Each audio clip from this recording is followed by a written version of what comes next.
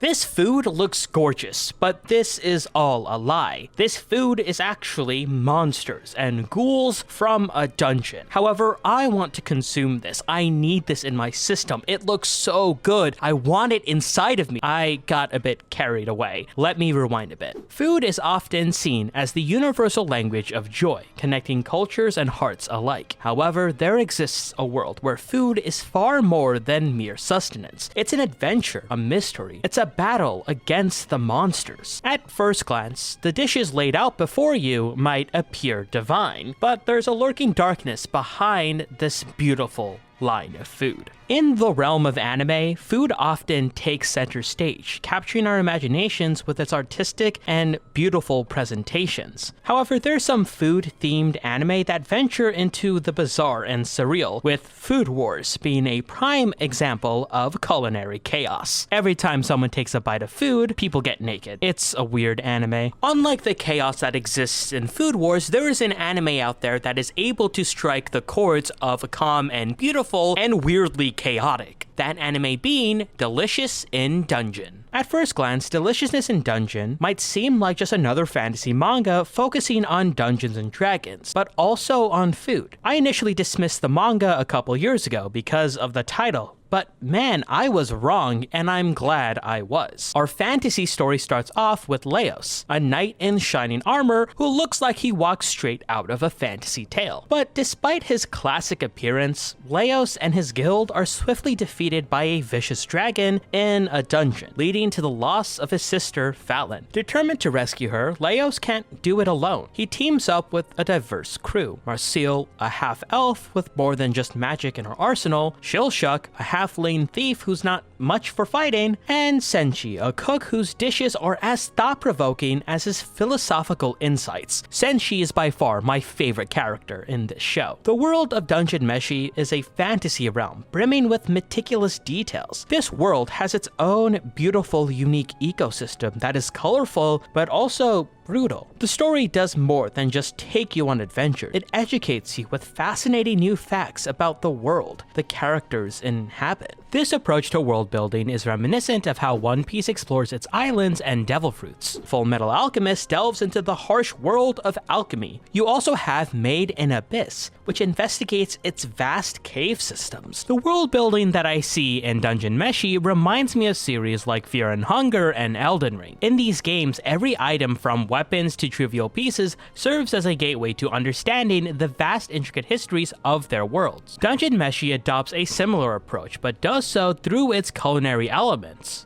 The food isn't just food, it's a narrative device that reveals the dungeon's secrets and the broader world's complexities. In Dungeon Meshi, the character designs break away from typical fantasy norms, boasting simple yet stunning aesthetics reminiscent of those in Ranking of Kings. This diversity in character representation, featuring various body types and styles, is not only refreshing, but crucial. It enriches the storytelling. After all, a world where everyone looks the same would be a dull place indeed. You see, Laios isn't just your average knight. Yes, he's got the armor and the sword, but his eccentric personality really draws you in. Laios is an absolute riot, effortlessly entertaining everyone with his quirky behavior. He has a strategic mind and a library full of knowledge on monsters. This makes him both hilarious and competent, a rare blend in fantasy characters. He's not alone. He has Marcille, Senshi, and Chilchuck that bring their own quirks and qualities to the team. Marcille's mysterious past, Senshi's culinary genius, and Chilchuck, who,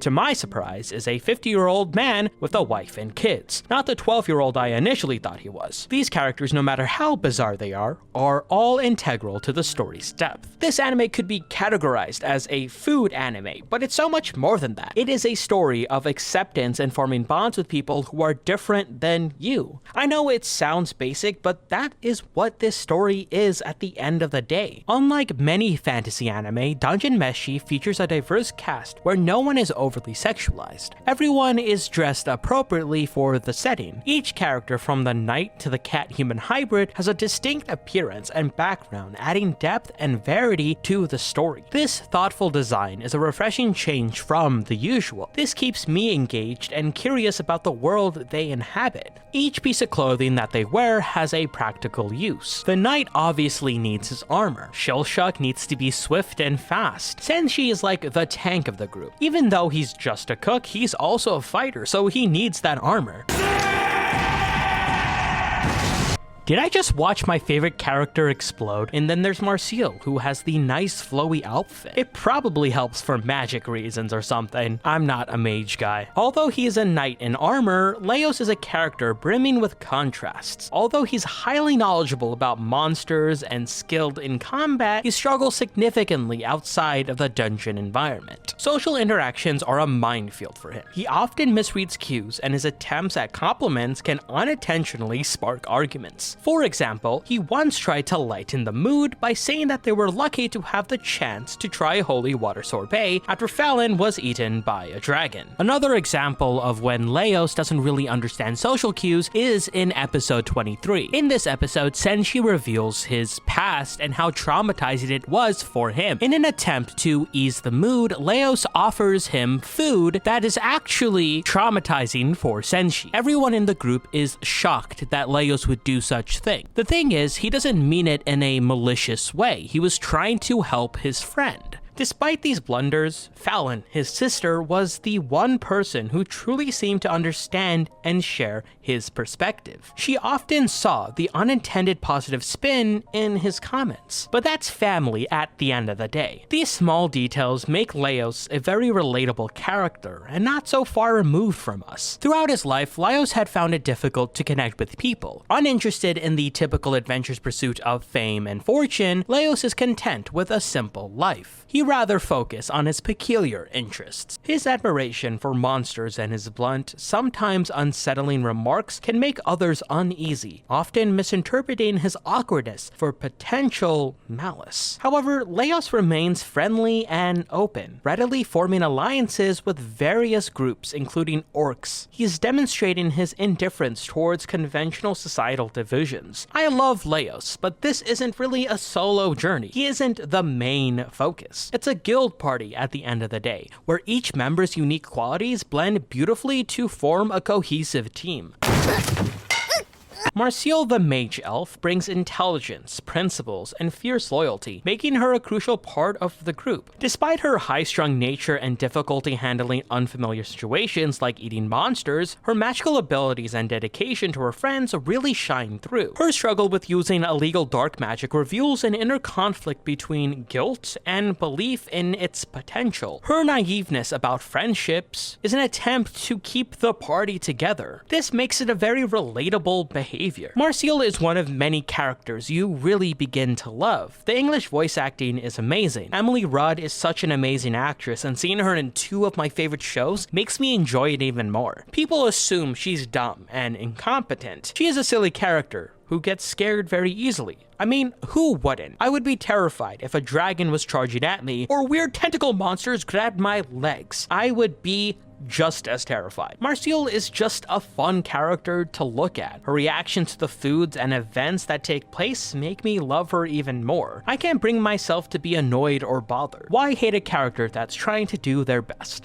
Bread! Bread! Bread! Bread! Bread! Then there's Senshi, the group's dad. He's sweet, kind, and adorably traditional. Senshi's decade-long experience with dungeon monsters makes him a bit stubborn and set in his ways. He's often clashing with Marcille and Chilchuck. However, his willingness to share his monster cooking skills enrich the group's dynamic. He sees value in everything. His skepticism towards magic and cautious acceptance of essential spells highlight his practical nature. Take this for example. He has this aversion to resurrection magic, which underscores his deep respect for life and death. There is no reason to bring someone back to life. Let them rest in peace. Despite him being non-human, the ethical dilemmas he faces and his moral compass feels very real. When he questions resurrecting Fallon, his concerns feel genuine. Although he's a cook, he is someone who has a very valuable opinion. This isn't a solo adventure, and his opinion has just as much value as Laios and the rest. And finally, we have Chilchuck, the divorced dad with kids. He's a shrewd and a practical rogue. He's not my favorite character, but I don't hate him either. He ensures the group's safety with his expertise in avoiding traps. He's swift and smart. While he's more open to eating monsters than Marcille, he draws a firm line at demi-humans. His practical insights often guide the party away from danger, and his guarded nature keeps his personal life separate from work. So that's why it comes to a shock that we find out that he's a dad, and he's 50 years old. That's a hard concept to wrap around. Marcille's magical prowess, Senshi's culinary expertise, and Chilchuck's practical caution and rogue skills create a balanced team where each member's strengths and weaknesses enhance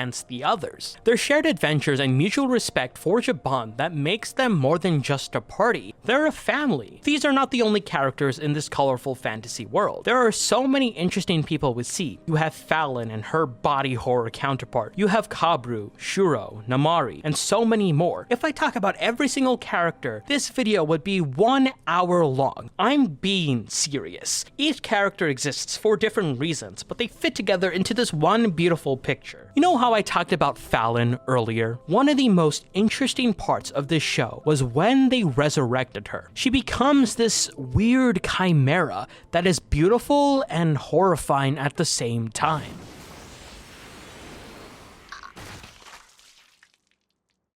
Okay, wait, hear me out for a second. When I say this is beautiful, I mean it in a Godzilla way, if that makes any sense. The way this chimera is drawn, animated, and illustrated makes me fascinated rather than disgusted. I love body horror, especially in anime and manga. I did not expect that this anime would take a turn like this. This chimera had the capabilities of destroying the entire guild, and she almost does. It is devastating to see your only family turn into this horrifying creature, and you feel this sense of sadness for Laios. Laios isn't the only one that's experiencing this loss and grief. We get glimpses of Marcille's past and trauma, but we don't get much of the rest, except for Senshi. Senshi is a really interesting character to examine because he explains to the guild how he ended up in the dungeon, and to him, it's a very sad and devastating story. Instead of his family trying to judge him, they help him get through this difficult obstacle. There is this beauty to Dungeon Meshi. The characters really never stay the same. It's all about community and learning from one another. I mentioned earlier that this is more than a food anime. Characters are presented with new problems that are different from their food adventures. The mangaka Ryuko Kui is interested in tackling very human themes in a fantasy setting. In Dungeon Meshi, there's a heavy importance